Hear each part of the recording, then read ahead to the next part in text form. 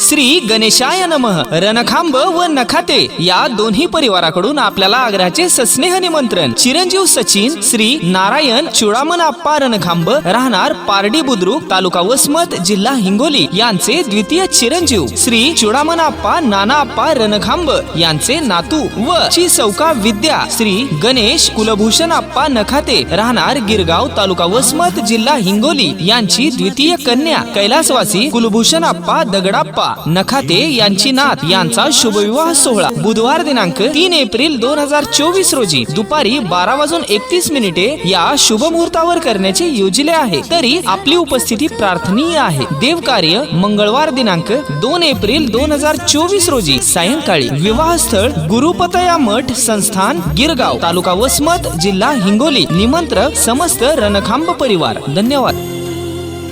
हो जगन हे न्यार झालं